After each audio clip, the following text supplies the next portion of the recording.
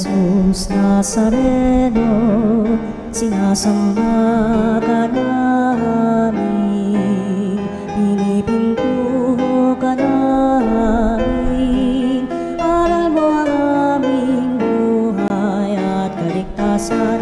Nuestro Padre Jesus Nazareno, iligtas mo kami sa kamatayan, ang krus mong pinamatayan ay sagisag ng aming kaligtasan. Nuestro Padre Jesus Nazareno, dinarangal ka namin. Nuestro Padre Jesus Nazareno, inulwalhati ka namin. Nuestro Padre Jesus Nazareno, inarangal ka namin. Nuestro Padre Jesus Nazareno, inulwalhati ka namin.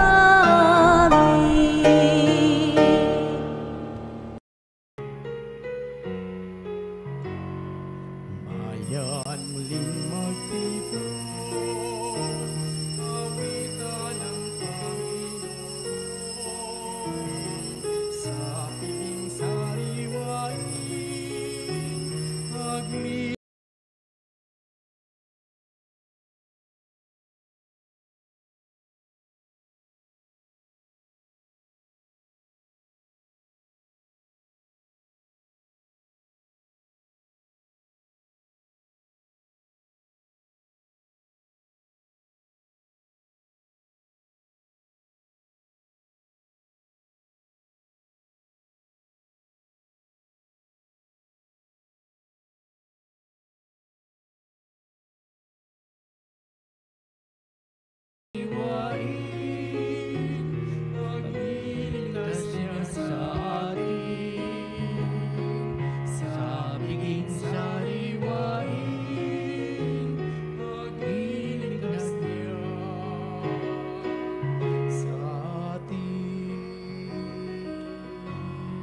Halina't pagsaluhan natin dakilang pag-ibig ng Diyos, tayo natitipon sa banal na misa sa ngalan ng Ama at ng Anak at ng Espiritu Santo. Amen. Ang biyaya ng ating Panginoon Kristo, ang pag-ibig ng Diyos at ang liwanag ng Espiritu Santo ay sumainyong lahat. At sumaiyo rin. Napakalaga ng buhay sa napagtatanto natin na may diwang kabutihan, kabanalang pagpapala ng Diyos sa tuwina. Maiwaksi ano pa mga ikasasama ng ating buhay, ikapapalulong natin sa nabuto bang tayo mabuhay sa kadiliman, kundi ang bawat pintig ng pusong nagbibigay kahulugan na ang Diyos ay kapiling sa tuwina. Kaya upang tayo'y maging marapat na gumanap sa banal pagdiriwang na ito'y aminin natin ang ating mga pagkukulang, humingi tayo sa Diyos ng kanyang awa at patawad. Inaamin ko sa makapangyarihan Diyos at sa inyong mga kapatid na lubha akong nagkasala sa isip, salita at sa gawa at sa aking pagkukulang.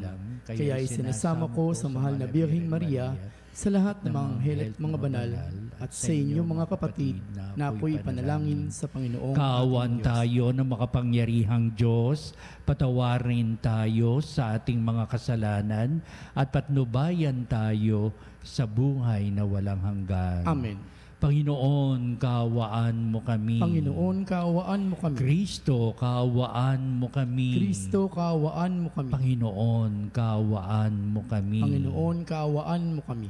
Manalangin tayo. Ama naming makapangyarihan, kaming mga tinubos mo at kinupkop ay tunghayan mo ngayon sa iyong kagandahang loob upang sa pagsampalataya sa anak mong si Kristo makamtan ang kalayaan at pamana sa piling mo sa pamamagitan niya kasama ng Espiritu Santo magpasawalang hanggan. Amen. Ang salita ng Diyos mula sa unang sulat ni Apostol San Pablo sa mga taga-Korinto. Mga kapatid, tungkol naman sa walang asawa, wala akong maibibigay na utos mula sa Panginoon. Ngunit bilang isang taong mapagkakatiwalaan dahil sa habag sa akin ng Panginoon, magbibigay ako ng aking kuro-kuro. Dahil sa matinding kahirapan sa kasalukuyan, inaakala kong mabuti pa sa isang tao ang nananatili sa kanyang kalagayan. Ikaw ba'y may asawa na? Huwag kang makipaghiwalay. Wala ka bang asawa? Huwag mong hangaring magkaasawa. Kung ikaw ay mag-aasawa, hindi ka nagkakasala. At kung ang isang dalagay mag-aasawa, hindi siya nagkakasala. Ngunit magdarana sila ng mga kahirapan sa buhay na ito. At iyan ang ibig kong maiwasan ninyo. Ito ang ibig kong sabihin, mga kapatid, malapit na ang takdang panahon, kaya mula ngayon, ang mag-aasawa'y mumumuhay na parang walang asawa, ang mga nagnanais na parang di nagnanais, ang mga nagagalak na parang di nagagalak, ang mga namimili na parang walang ari-arian, at ang mga nagtatamasa sa sanlibutan ito na parang di nila ito alintana, sapagkat ang lahat ng bagay sa daigdig na ito mapaparang. Ang salita ng Diyos. Salamat sa Diyos. O kabiyak ng hari namin, ang payo ko'y ulinigin. O kabiyak ng hari namin, ang payo ko'y ulinigin. O kabiyak nitong hari, ang payo ko'y ulinigin. Ang lahat mong kamag-anak at ang madla ay limutin. Sa lahat mong kagandahan, ang hari ang paibigin. Siya'y iyong Panginoon, marapat na iyong sundin. O kabiyak ng hari namin, ang payo ko'y ulinigin. Ang prinsesa sa palasyo ay pagmasdan mo't anong ganda. Sinulid na ginto-ginto ang niyaring damit niya. Sa makulay niyang damit, sa hari ay pinupunta.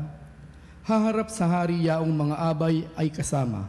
O kabiyak ng hari namin, ang payo ko'y ulinigin. Sama-samang magsasaya, ang lahat ay nagagalak. Na pumasok sa palasyo at hari ay humarap.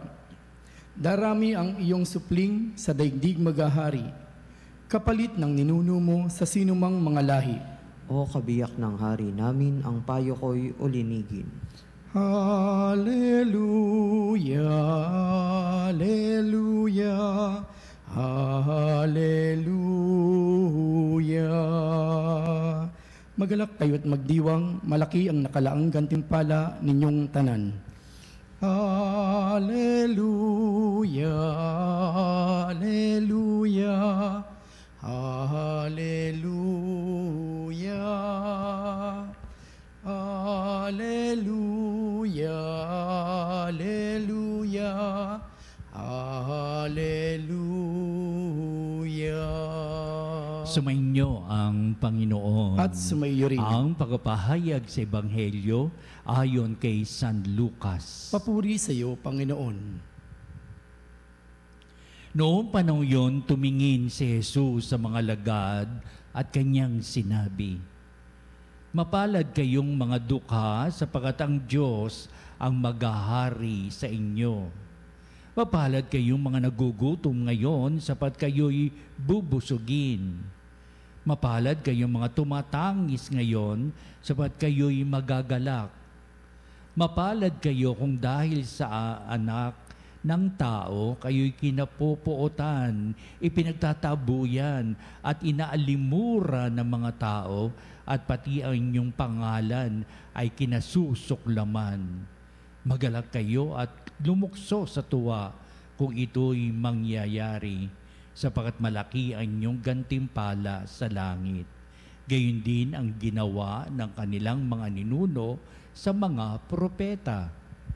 Ngunit sa aba ninyong mayayaman ngayon sapagkat nagtamasa na kayo ng kaginhawahan. Sa aba ninyo mga busog ngayon sapagkat kayo'y magugutom. Sa aba ninyong nagsisitawa ngayon sapagkat kayo'y magdadalamhati at magsisitangis. Sa aba ninyo kung kayo'y pinupuri ng lahat ng tao sapagkat gayon din ang ginawa ng kanilang mga ninuno sa mga bulaang propeta." ang mabuting balita ng ating kaligtasan. Pinupuri ka namin, Panginoong Hesukristo. Tama ang binabandera natin Jesucristo tungkol sa paghahari ng Diyos, tungkol sa Kingdom of God.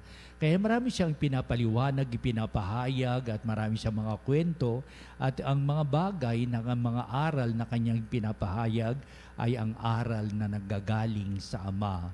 Kaya si Kristo ang naging tagapagpahayag tungkol sa Ama, sino ang Diyos Ama, ano ang kanyang pinapakay sa buhay ng tao, paano siya mananahan sa piling ng mga tao, paano siya sumusubaybay, kumakalinga, magpapatawad. Naku, napakaraming bagay. Kaya sa pagpahayag ni Kristo ng paghahari ng Diyos, kanyang ipinakikilala, pinakikita at ipinadadama ang lahat-lahat tungkol sa Diyos Ama.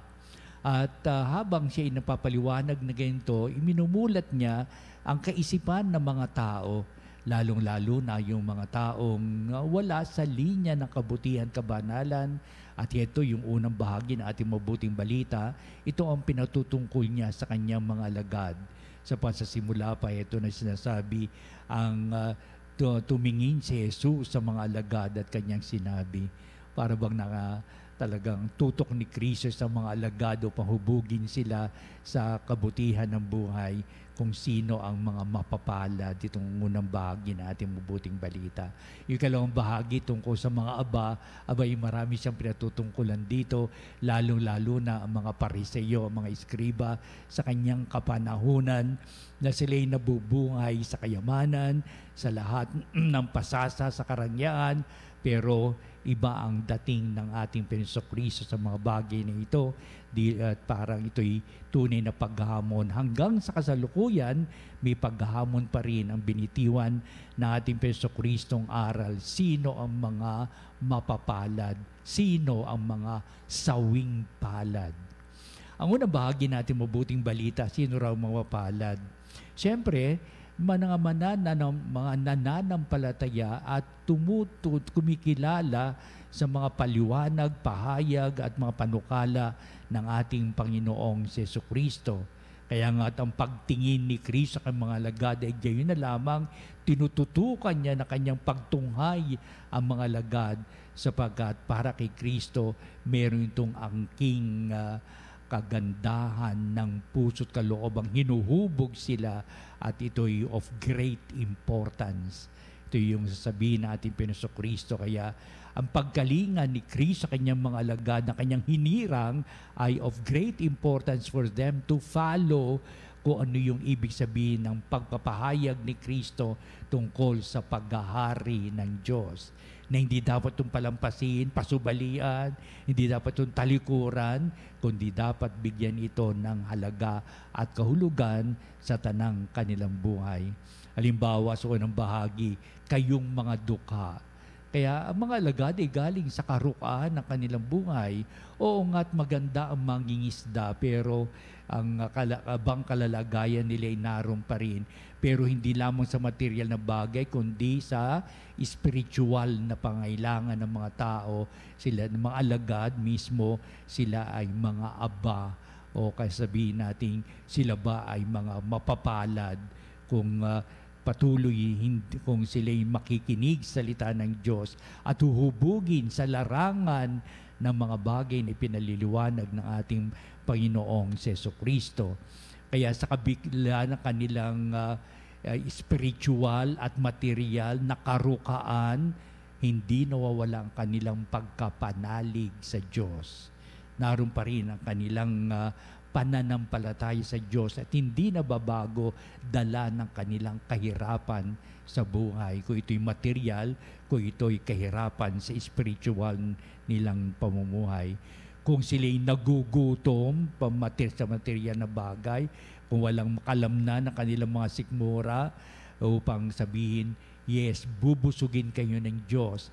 At ang paghahari ng Diyos, ang pangunahin nilang gaganapin.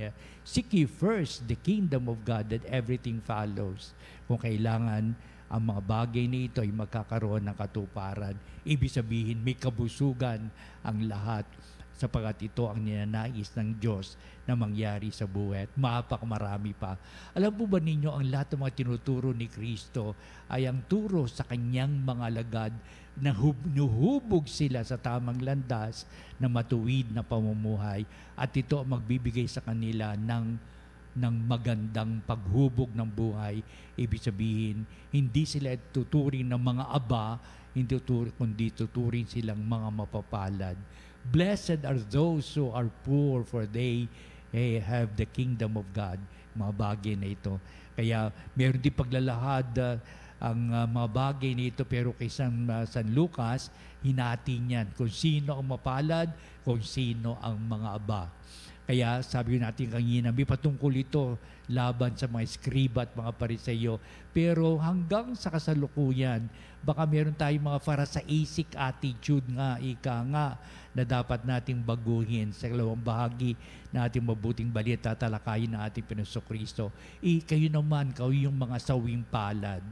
Una, nagiging sawing palad ang buhay ng tao sapagkat wala itong pagsunod sa kalooban ng Diyos.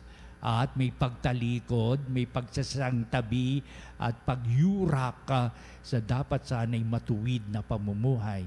Kaya yung mga tao na sa panig ng kadiliman o kasamaan ng buhay, sila ay nataguri ang mga sawing palad. Lalong-lalo na o ito pagtalakay sa mga Pariseyo, mapagmataas, mapagbalat kayo, mapagkunwari sa buhay. Very judgmental ang attitude nila.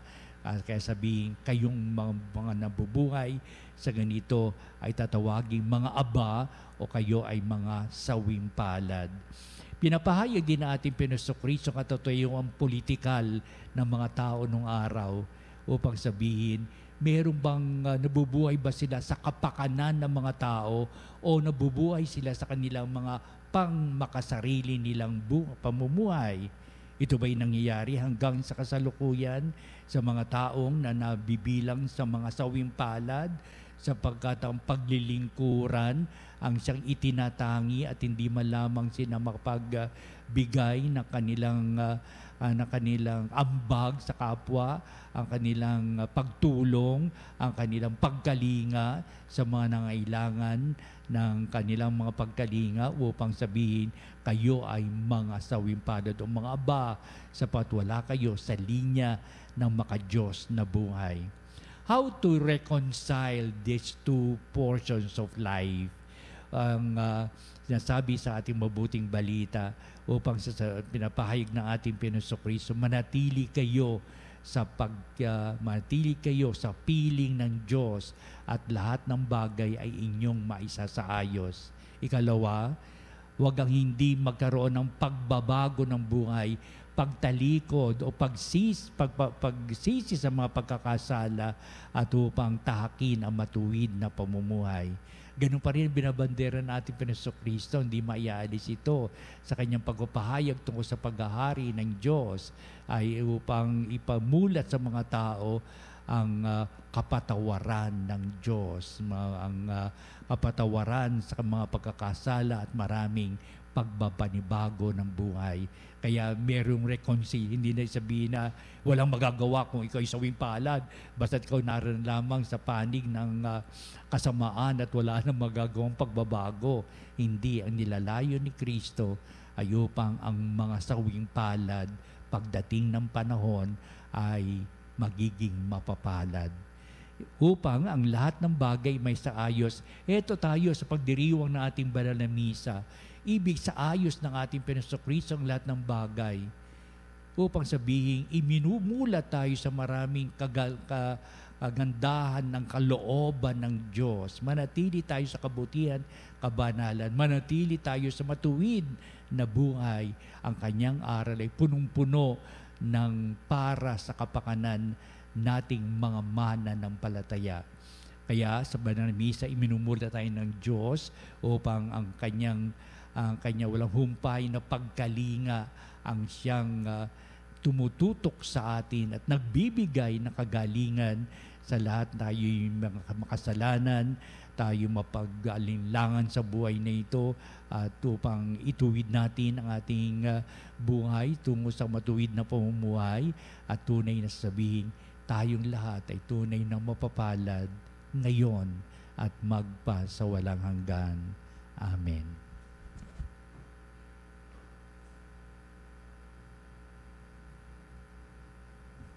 Mga kapanalig, tayo ngayon dudulog sa Diyos sa Kanyang walang hanggang mga biyaya na ating idadalangin upang ang lahat ay pagtibayin natin sa larangan na tayo'y tunay na mapapalad sa ilalim ng Kanyang pagkalinga. Ang ating po itutugon sa bawat panalangin. Panginoon, dinggin mo ang aming panalangin. Panginoon, dinggin mo ang aming panalangin. Ang simbahang dumaranas ng pag-uusig, naway patuloy na kumapit sa pananampalataya at tipunin ang lahat ng pagkakaisa. Manalangin tayo sa Panginoon. Panginoon, dinggin mo ang aming panalangin. Ang mga dukha at mga nagugutom, naway tumanggap ng kanilang kabusugan sa pamamagitan ng tapat na paglilingkod sa ating mga pinuno. Manalangin tayo sa Panginoon. Panginoon, dinggin mo ang aming panalangin. Ang mga sumasampalatayang inuusig, iniinsulto, kinamumuhian at inaabuso, naway magbunyi sa kanyang kasiyahan sa kahariang naghihintay sa kanila. Manalangin tayo sa Panginoon. Panginoon, dinggin mo ang aming panalangin. Ang mga may sakit at mga matatanda, naway makadama ng kasiguruhan sa pamamagitan ng ating pag-ibig at pag-aaruga sa kanila. Manalangin tayo sa Panginoon. Panginoon, dinggin mo ang aming panalangin. Ang mga tapat na yumao, naway tumanggap ng habag sa Panginoon sa tulong sa ating mga panalangin.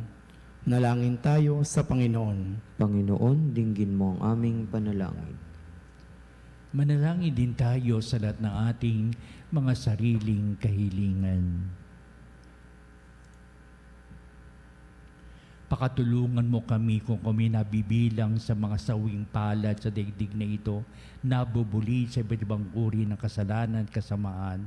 Panginoon, mo ang aming pagsisikap upang kami magbalik loob sa iyo, Ama. Humingi ng kapatawaran sa aming mga pagkakasala at kami subaybayan mo palagian upang maging matuwid sa lahat ng bagay at upang kami ituring mong mga mapapalad. Dingin mo nawa itong aming tinataas sa iyo bilang aming pananagoy sa aming mga pangailangan sa aming mga abang kalalagayan. Kaya ang lahat na ito iniling namin sa pamagitan ni Kristo ang ating Panginoon. Amen.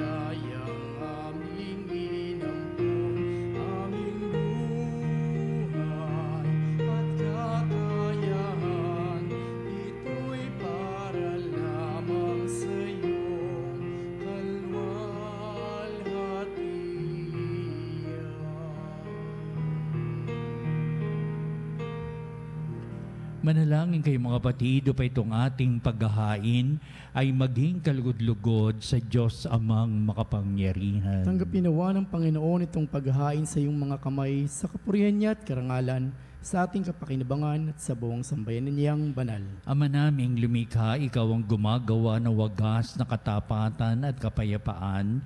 Ipagkaloob mong ang iyong kadakilaan ay aming handugan ng iyong minamarapat na aming maiaalay, at naway magkaisa kami sa pakikinabang sa banal na paghahain ngayong ipinagdiriwang sa pamamagitan ni Jesucristo, kasama ng Espiritu Santo, magpasawalang hanggan. Amen. Sumainyo ang Panginoon. At sumaiyo rin. Itaas sa Diyos sa inyong puso at diwa. Itinaas na namin sa Panginoon. Pasalamatan natin ang Panginoong ating Diyos. Marapat na siya ay pasalamatan. Ama naming makapangyarihan, turing ang marapat na ikaw ay aming pasalamatan sa pamamagitan ni Jesucristo na aming Panginoon, utang na loob ang nagbubunsod upang gunitain ang kamatayan niya para kami buhayin. Pagtitiwala ang sanhi ng ligayang di malilimot sa pagkabuhay niyang sa aming kaloob, pag-asa ang dahilan ng pagiging handa para sa pagbabalik niyang totoong dakila. Kaya kaisa ng mga anghel, nagsisiawit ng papuri sa iwalang humpay sa kalangitan, kami nagbubunyi sa iyong kadakilaan. Santo, Santo, Santo, Panginoong Diyos ng mga hukbo, napupuno ang langit at lupa ng kadakilaan mo. Hosanna, Hosanna sa kaitaasan, sa kaitaasan. Pinagpalang naparirito sa ngalan ng Panginoon. Hosanna, Hosanna sa kaitaasan, sa kaitaasan.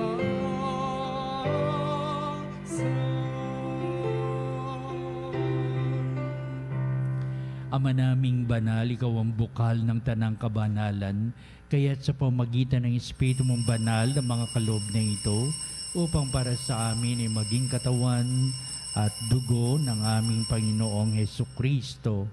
Bago niya pagtiis ang kusang loob na maging handog, hinawakan niyang tinapay, pinasalamatan kanya, pinagati-hati niya yon, iniabot sa kanyang mga lagad at sinabi, "Tagapin niyong lahat ito at kanin, ito ang aking katawan na iyahandog para sa inyo."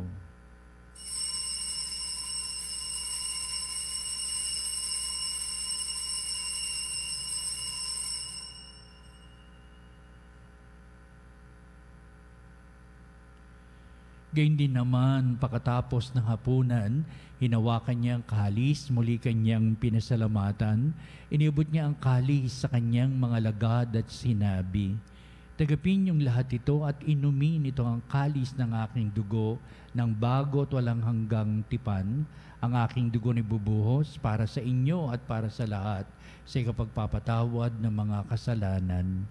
Gawin niyo ito sa pag-alaala sa akin."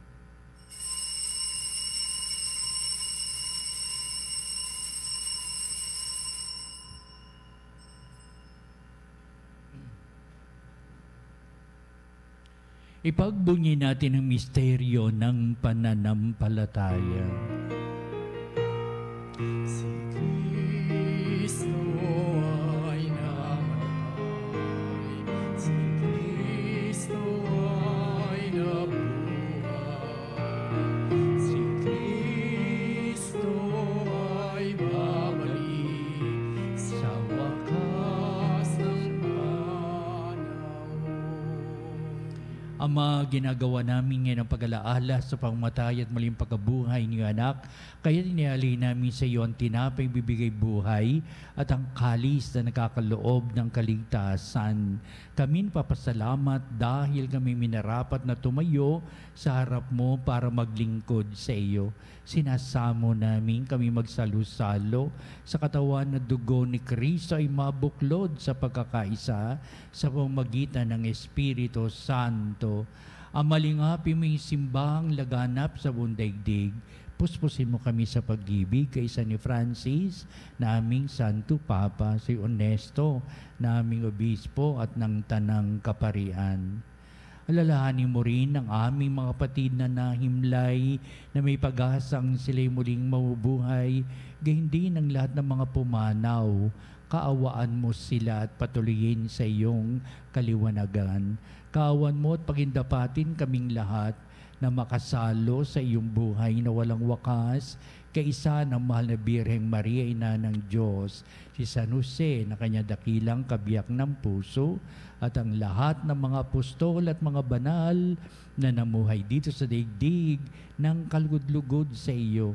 maipagdiwang nawa namin ang pagpupuri sa ikararangal mo sa mamagitan ng ining anak na aming Panginoong Heso Kristo.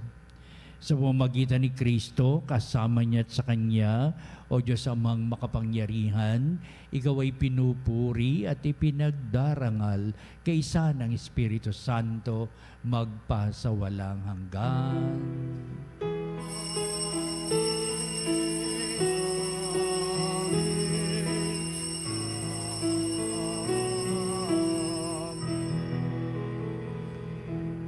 Tunay nga tayo mapapalad sa patuloy na pagkalinga ng Diyos sa lahat ng lahat ng ating mga gawain upang lahat ipagtibayan sa ilalim ng ating pananampalataya.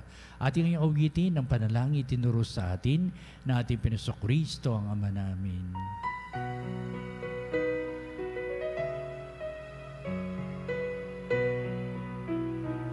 Ama namin, sumasalangit ka. Sambahin ang ngalan mo, mapasamin ang kaharian mo, sundin ang loob mo, dito sa lupa para nang sa langit. Bigyan mo kami ngayon ng aming kakanin sa araw-araw.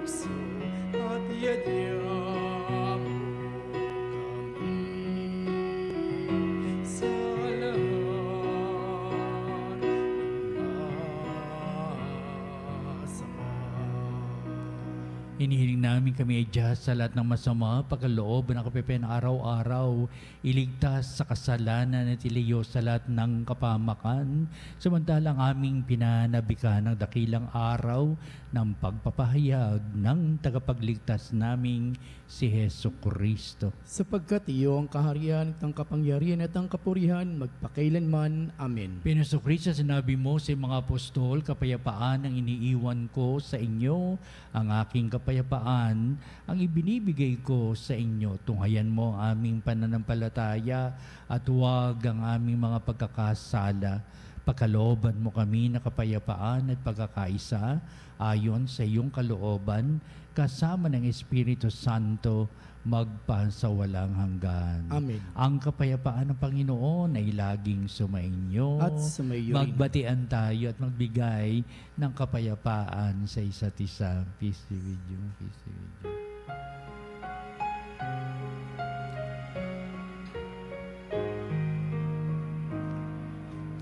Pero ng Diyos na nag-alis ng mga kasalanan ng sanlibutan, maawa ka sa amin, maawa ka sa amin.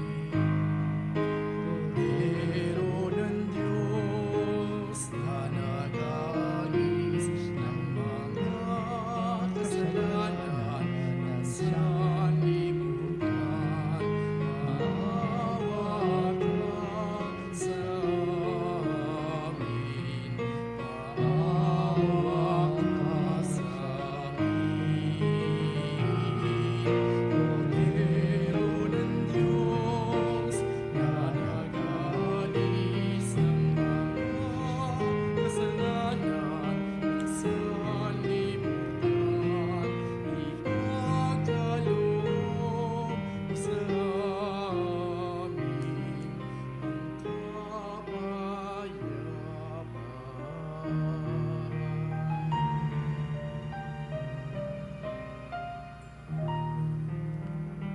Tunghayan natin ang ating Panginoong Jesucristo, ang dakilang pag-ibig ng Ama. Siya na nag-aalis ng mga kasalanan ng sanglibutan, mapalad na matinatawag sa piging ng kordero. Panginoon, hindi ako karapat-dapat na magpatuloy sa iyo, ngunit sa isang salita mo lamang ay gagaling na ako.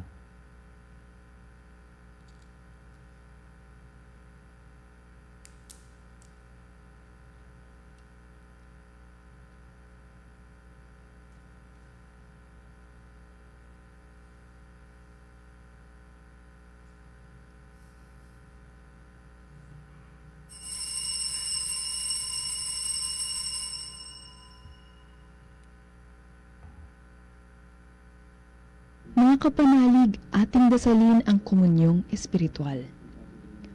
O Jesus, nananalig ako sa pananahan mo sa kabanal-banalang sakramento. Minamahal kita higit sa lahat at hangad ka ng aking kaluluwa. Hindi ko man matatanggap ngayon ang iyong katawan at dugo, inaasahan ko na patuloy kang mamumuhay sa aking puso. Naniniwala ako na narito ka at kaisa ka ng aking buong pagkatao. Huwag mong ipahintulot na mawalay ako sa iyo. Amen. Panalangin sa mahal na Birhen ng Katotohanan. O Birhen ng Katotohanan, Ina ni Jesus, nagkatawang taong salita, salamat sa iyong anak. Tinatanggap ko siya bilang aking katotohanan at kaligtasan. Sa pakikinig sa salita ng Diyos, tulungan mo akong maging malaya sa oras ng hirap at pagsubok. Linawin mo sa akin na nasa krus ang tagumpay. Sa aking paglalakbay, akayin mo ako sa buhay ng paglilingkod at sa buhay na ganap at kasiyasiya. Kupkupin mo ako at ang aking mga kapanalig na nakikinig, natututo at nagmamahalan. O Maria, Birhen ng Katotohanan, ipanalangin mo kami. O Jesus, ikaw ang daan, ikaw ang katotohanan, at ikaw ang buhay. Iligtas mo kami. Amen. Manalangin tayo. Ama naming mapagmahal, kaming pinapagsalo mo sa iyong salita at piging na banal, ay iyong pinalakas at iyong binubuhay. Panginapatin mong kami mapakinabang sa buhay ng iyong anak na para sa amin sarili niya ang alay bilang aming tagapamagitan kasama ng Espiritu Santo magpasawalang hanggan. Susunod po natin ang pagtatanghal sa kabalbanalang sakramento sa altar at sa ating pong pagtatanod at kalakipang ating mga panalangin. Ito sa bandang huli magbibigay sa atin ng pagbibindisyon, pagbawakas ng ating pong gawaing banal na misa. Sa muna pong patalastas, sa 14 ng Setyembre, Sabado po yon, ay ang kapistahan ng pagtatampok sa krus o na banal o Exaltation of the Cross. At sa 15 naman, ang paggunita natin sa mahal na Birheng Maria na nagdadalamhati. Inaanyayahan ng lahat na dumalo sa ating healing masses dito po sa ating Veritas Chapel. Dito lamang po tayo sa 162 West Avenue Corner, EDSA, Quezon City, at maging kasapi ng Veritas Eucharistic Advocate para po sa inyong mga pamisa. Makipag-ugnayan lamang po sa ating pong Religious Department. Tumawag lamang po sa 8-925-7931 ng Local 129-131-137 o mag-text sa 0917-631-4589 at hanapin lamang si Binibining Rene Jose o si Miss Ali Nahe. Salamat po.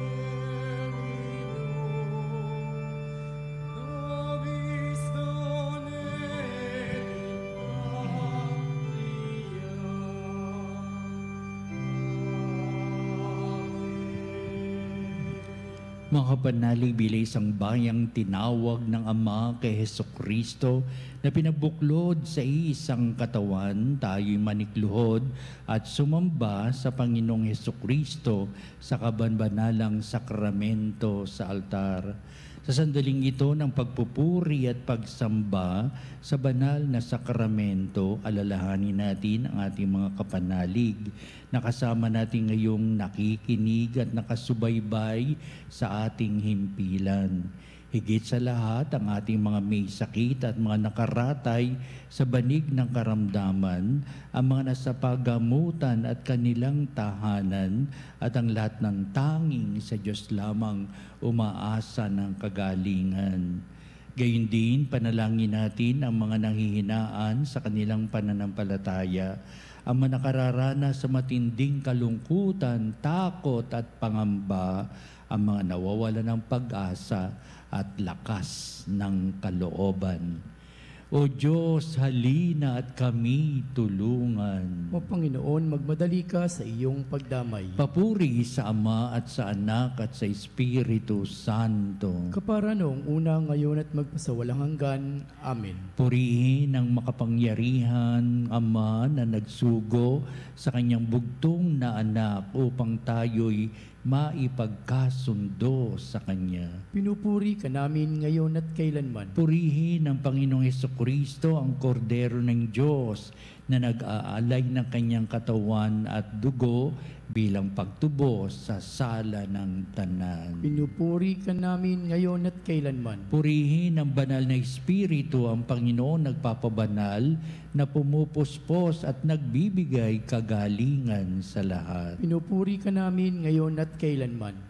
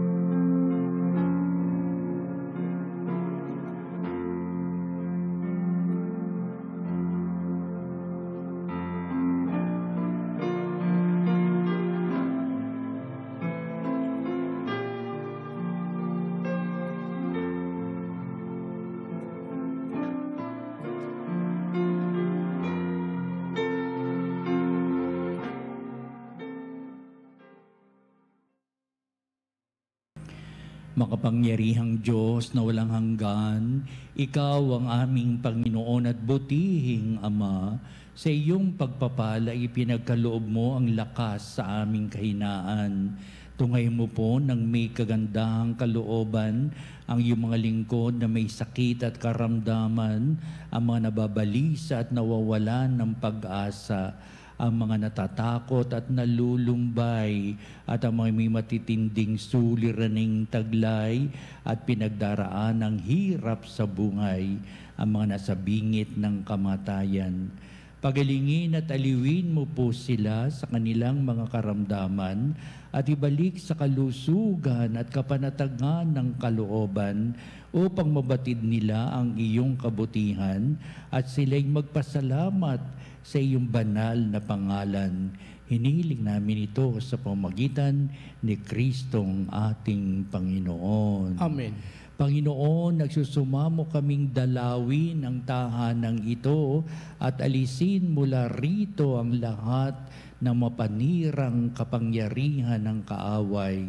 Mananawa rito ang iyong mga anghel at banal upang panatilihin kami sa kapayapaan at sumaamin nawang lagi ang iyong pagpapala.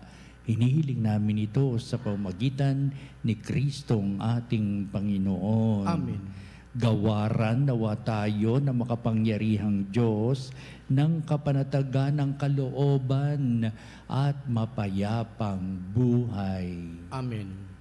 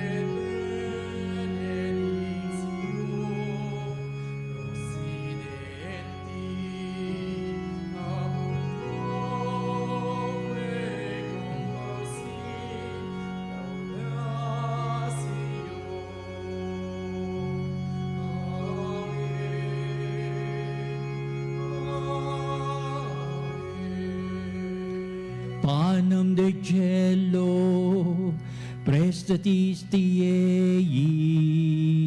Omne reglamentum pensebente. Oremus.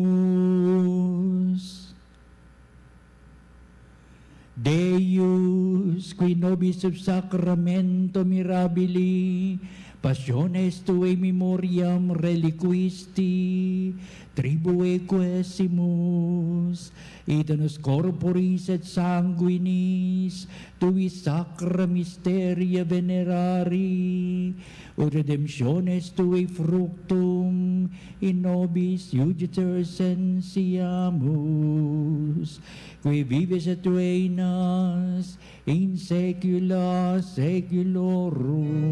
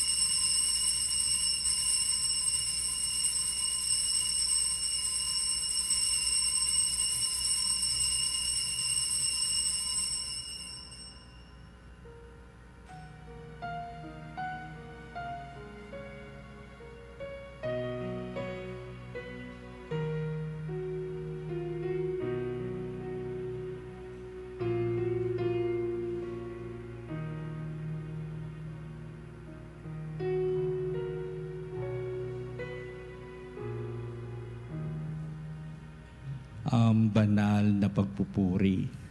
Purihin ang Diyos. Purihin ang Diyos. Purihin ang kanyang banal na pangalan. Purihin ang kanyang banal na pangalan. Purihin si Jesucristo, Diyos na totoo at tao namang totoo. Purihin si Jesucristo, Diyos na totoo at tao namang totoo. Purihin ang ngalan ni Jesus. Purihin ang ngalan ni Jesus. Purihin ang kanyang kaban-banalang puso. Purihin ang kanyang kabanal-banalang puso. Purihin ang kanyang kamal-mahalang dugo. Purihin ang kanyang kamal-mahalang dugo. Purihin si Jesucristo sa banal na sakramento sa altar. Purihin si Jesucristo sa banal na sakramento sa altar. Purihin ang Espiritu Santo ang mang-aaliw. Purihin ng Espiritu Santo ang mga aliw. Purihin ang dakilang ina ng Diyos, si Maria Santissima. Purihin ang dakilang ina ng Diyos, si Maria Santissima. Purihin ang kalisinisang paglilihi sa Kanya. Purihin ang kalinis-linisang paglilihi sa Kanya. Purihin ang kanyang malalhating pag-aakyat sa langit. Purihin ang kanyang malwalhating pag-aakyat sa langit. Purihin ang ngalan ni Maria, Birhen at Ina. Purihin ang ngalan ni Maria, Birhen at Ina. Purihin si San Jose, ang kanyang kalisinisang esposo. Purihin si San Jose, ang kanyang kalinis-linisang esposo. Purihin ang Diyos sa kanyang mga anghel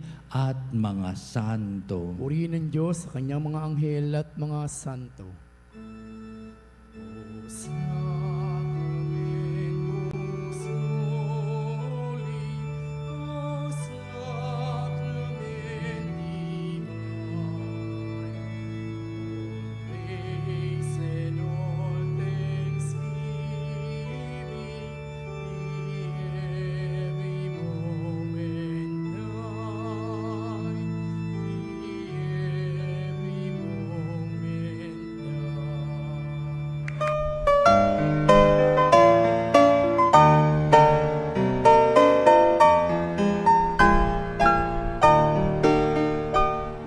Nuestro Padre Jesus Nazareno, sinasamba ka namin, pinipintuho ka namin, aral mo ang aming buhay at kaligtasan.